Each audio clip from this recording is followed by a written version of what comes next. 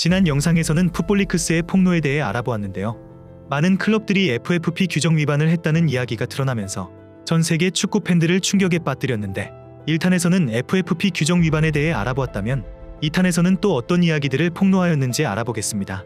그럼 지금 바로 시작합니다. 1탄에서는 FFP 규정 위반에 대해 알아보았다면 2탄에서 먼저 알아볼 이야기는 슈퍼리그입니다.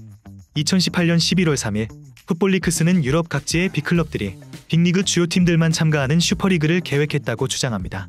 그들의 폭로에 따르면 한 컨설팅 업체가 레알 마드리드에서 슈퍼리그 계획이 담긴 문서를 전달했는데 2021년부터 창설될 슈퍼리그에 참여하는 팀은 창립 멤버 11개 팀과 초청팀 5개 팀이었다고 하죠. 또한 이 문서에는 창립 멤버 11개 팀이 20년간 강등 없이 리그 참여를 보장하는 내용도 담겨 있었고 5개 팀이 초기 초청팀으로 합류할 예정이었다고 밝히면서 축구를 좋아하는 팬들은 큰 충격에 빠졌었죠. 당시 미넨의 회장 카를 하인츠 루메니게는 2016년 2월부터 미넨의 분데스리가 탈퇴와 미넨 소속 선수의 국가대표 미소집 등에 대한 방법에 대해 법률 회사의 자문을 계속해서 구했다고 하며 아스날, 밀란, 바르셀로나, 레알, 맨유, 유벤투스 역시 자국 리그를 탈퇴하고 선수들이 국가대표에 차출되지 않도록 오랫동안 여러 방안을 모색해왔다고 하죠. 프리시즌에 열리는 인터내셔널컵도 슈퍼리그와 깊은 관련이 있었는데 미국 스포츠의 거물인 찰리 스틸리타너는 인터내셔널컵을 유치해 큰 돈을 벌게 됩니다. 이에 유에파는 인터내셔널컵을 시즌으로 확대시키려 했고 이를 위해 슈퍼리그를 계획했다고 하며 스틸리타너는 이 슈퍼리그를 반드시 개최하겠다는 의지가 확고해 풋볼리크스는 슈퍼리그에 대한 사인이 이뤄질 예정이었다고 주장하였죠. 그리고 얼마 지나지 않아 이러한 슈퍼리그 썰이 정말 사실로 밝혀지면서 축구계를 완전히 뒤집어 놓는 것처럼 보였으나 출범 발표 사흘도 채 안 되어 소속 클럽의 탈퇴가 이어졌고 결국 계획이 중단됩니다. 이러한 슈퍼리그에 관련된 내용들은 나중에 따로 영상을 만들어 자세히 알아보도록 하겠습니다. 슈퍼리그에 이어 폭로한 내용은 인종차별입니다. 2018년 11월 프랑스 언론지 메디아파르트는 PSG가 2013년부터 2018년 봄까지 유소년 아카데미에서 소수민족을 적극적으로 차별하는 채용 정책을 가지고 있었다고 보도합니다. 2014년 PSG 스카우터 세르게 포니에가 당시 13살이었던 얀 고보에 대해 높은 평가를 내리고 소속팀에게 영입을 적극 추천하였으나 PSG는 그가 단지 흑인이라는 이유만으로 영입하지 않았다는 사실이 밝혀졌죠. 메디아파르트는 풋볼리크스의 폭로 자료를 근거로 2014년 유소년 아카데미의 모집과 관련된 회의록을 입수했다며 그중 문제되는 부분을 공개하게 됩니다. 회의록 내용에는 인종차별 발언이 있었던 것을 확인할 수 있고 결국 얀 고보는 영입되지 않았고 2년 후 렌으로 이적하게 됩니다. 그리고 더 큰 문제가 있었는데 PSG가 유소년 아카데미 스카우트 시트에 출신 분류를 삽입했다는 것입니다. 이 출신 분류는 프랑스인, 아랍인, 서인도 제도 그리고 흑인으로 총 4가지 범주로 나누어졌다고 하죠. 이는 순수 프랑스인과 흑인 및 아랍계인을 구분지으려는 의도가 다분하며 프랑스 법률은 이를 불법으로 간주했는데 이에 대해 PSG 스카우터 중 한 명은 그때는 그것에 대해 고민해본 적도 없다면서도 자기들은 아프리카에서 태어난 선수들과 계약하는 것을 원하지 않았는데 아프리카계 선수들이 나이를 속이는 경우가 종종 있기에 그들의 생년월일을 절대 확신할 수 없어서 그런 선수들보다는 프랑스인을 선호했다고 말을 남겼죠. 인종차별 이후 폭로한 내용은 탈세입니다. 2018년 11월 영국 로이터 통신은 잉글랜드 축구 클럽들의 탈세 실태를 보도합니다.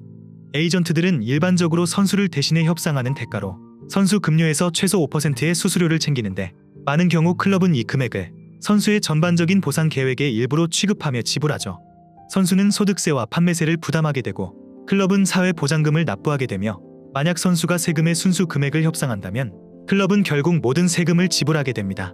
그러나 만약 당사자들이 에이전트가 선수가 아닌 클럽에서 일했다는 것을 보여준다면 이 세금들 중 어떤 것도 납부되지 않으며 에이전트의 수수료는 정기적인 사업비로 처리되면서 이런 경우 클럽은 혜택을 받고 세무당국은 손해를 입게 됩니다. 영국 국립국세청은 171명의 선수와 44개의 클럽 그리고 31명의 대리인들을 상대로 수수료와 기타 세금 문제에 대해 조사해 그들이 이런 식으로 세금을 회피한 사실을 파악했고 3억 3,200만 파운드를 회수했으나 그들에게 어떠한 처벌도 내리지 않았다고 하죠.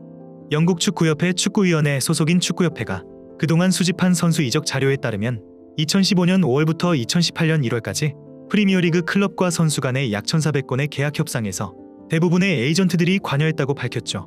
또한 이 협상의 80% 이상이 그 클럽과 그 선수가 동일한 에이전트를 사용했다고 밝히면서 로이터는 기사 말미에 이런 논평을 남기게 되는데 상반된 증거에 직면하여 분할된 요금을 받아들이려는 국세청의 의지는 축구계가 관대한 처분을 받는 대신 영국 재무부와 수백만 명의 일반 납세자들이 손해를 보는 구조라는 것을 의미한다. 그리고 여러 축구 스타들이 조세 회피에 연루되었음을 밝혔는데 대표적인 인물로는 무리뉴와 호날두입니다. 호날두는 스페인에서 벌어들인 초상권 수익 약 1,500만 유로를 조세 피난처에 숨기며 세금을 회피한 혐의를 받으며 결국 그는 스페인 정부에 막대한 벌금을 지불해야만 했죠.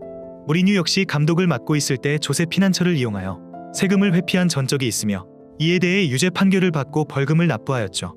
이외에도 산체스, 디마리아, 마스체라노 등 많은 선수들이 비슷한 방식으로 조세 회피를 시도한 것으로 밝혀집니다. 탈세에 이어 폭로한 내용은 도핑입니다. 풋볼리크스는 2018년 11월 23일 2016-17 챔피언스리그 결승전 전날 약물 검사에서 라모스가 덱사메타손을 복용한 사실이 드러났다고 폭로합니다. 덱사메타손은 소염 효과와 통증 완화 효과가 있으며 인지능력 증가와 집중력 증강과 행복감을 가져다 주는데 이 성분은 세계 반도핑 기구에서 경기 기간 중 사용 금지 물질 명단에 들어가 있죠.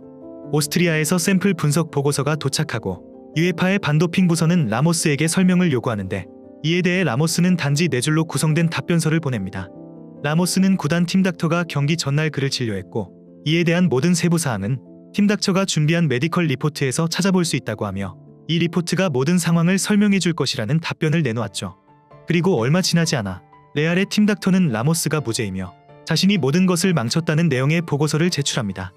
그가 작성한 보고서에 따르면 라모스는 왼쪽 무릎과 어깨에 만성적인 질환을 앓고 있어 결승전 전날 덱사메타손 주사를 놓았다고 밝혔죠. 추후 유에파는 클럽 측의 설명을 수용했고 선수와 의사가 행정적인 착오를 일으켰을 가능성이 높다고 판단하여 라모스와 관련된 도핑 사건을 종결시키게 됩니다. 이렇게 지금까지 풋볼리크스의 폭로 내용들을 알아보았는데 추후에 슈피겔에선 풋볼리크스의 정체를 공개하는데 일명 존이라고 불리는 사람의 사진을 공개합니다. 이 존이라는 가명을 사용한 남성이 포르투갈 구단들을 해킹하고 금전적인 대가를 요구한 혐의로 헝가리에서 체포되었고 그는 내부 고발자가 아니라 결국은 해커이자 금전적인 요구를 했던 협박범이었습니다. 그렇다 보니 일각에서는 풋볼리크스를 인용한 슈피겔 등 언론지의 보도는 도난당하거나 해킹된 문서에서 나온 것이며 법적 증거물로 효력이 없다고 주장하기도 했죠. 최종적으로 풋볼리크스가 독일 언론을 통해 공개한 이메일이 악의적으로 편집과 짜집기 되었다는 점이 공개되었는데 풋볼리크스는 단순히 스캔들 폭로에 그친 것이 아니라 축구계의 어두운 이면을 조명한 사건이었습니다. 우리가 사랑하는 축구가 단순한 스포츠가 아니라 거대한 산업임을 잊지 않게 만드는 계기가 된 것이죠. 여러분들은 이러한 폭로가 축구 발전에 도움이 된다고 생각하시는지 아니면 부작용이 더 크다고 생각하시는지 댓글로 많은 의견 남겨주시면 감사하겠습니다.